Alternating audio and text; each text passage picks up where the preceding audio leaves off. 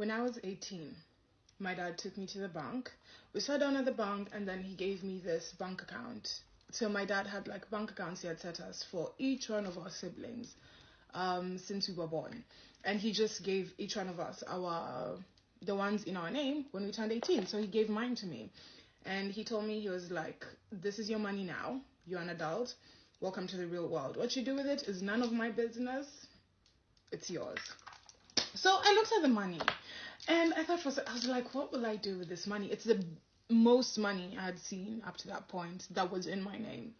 So I looked at it. I decided I wasn't going to spend it. Because there was two ways I could have used the money, right? I could have gone, partied, have fun, or I could just not use it. So I decided to not use it.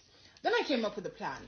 I decided I was going to use this money, go buy clothes, sell the clothes, and make more money. I've always been about my bag. I have always been about my bag. So I did this for some time, actually.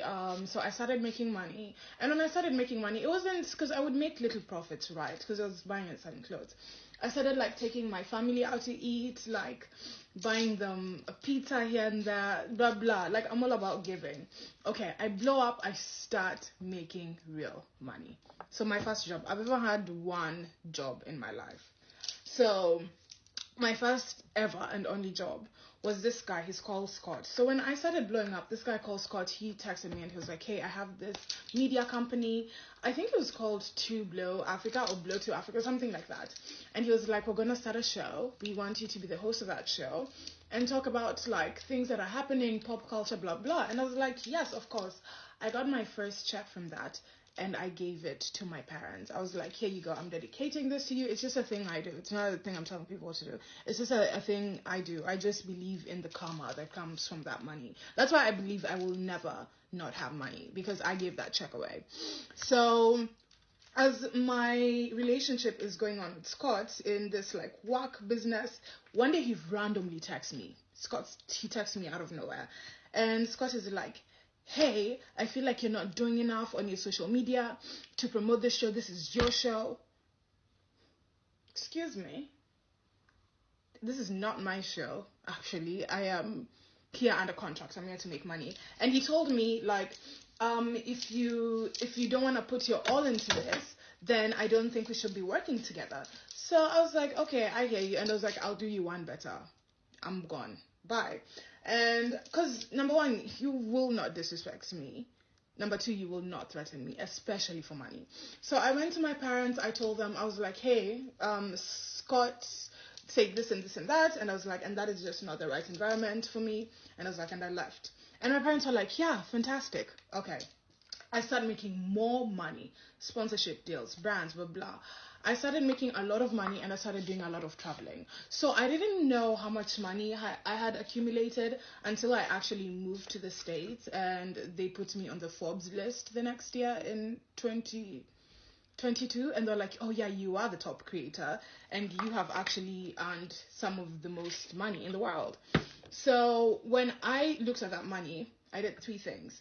First of all, giving. I love giving. I love giving. I love sharing my money. I love helping people. I love seeing people being uplifted. It's one of my favorite things to do. I love it.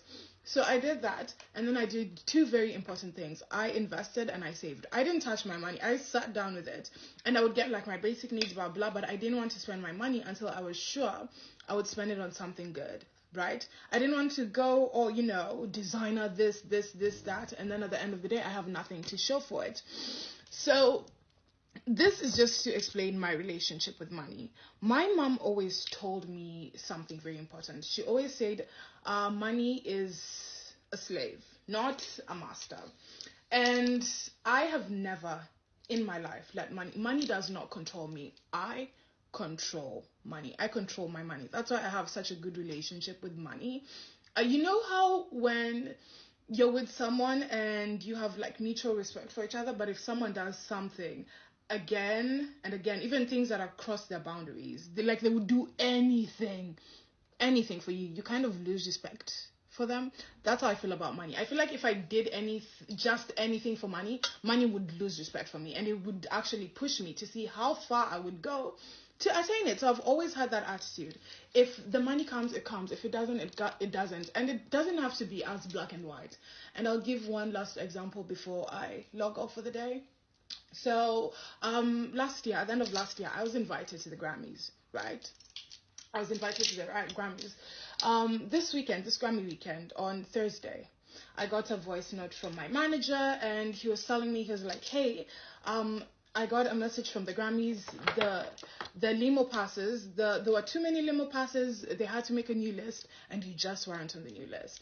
And you know the thing, because the Grammys, right, the Grammys is about status and being seen, that's all that, and it's about money, everything is about money, because that at the end of the day makes you more money, everything is about money. And at first, I was like, okay, and we left it at that, because, you know, even during this Grammy weekend, like, Nicola Peltz-Beckham was having her premiere opening for Lola. I was going to support her. There was a gala for the 15th Pledge Foundation. I was going for that. My friends had Grammy parties. There was a pre-Grammy party. Tiwa Savage was having her birthday in Malibu, and I did all this in limos. Like, what do I have to complain about? I have nothing to complain about. I have everything to be grateful for. And that's why even in my money and all this, I love that I have it, but for me, happiness is always the end goal. Money is just my tool for my happiness.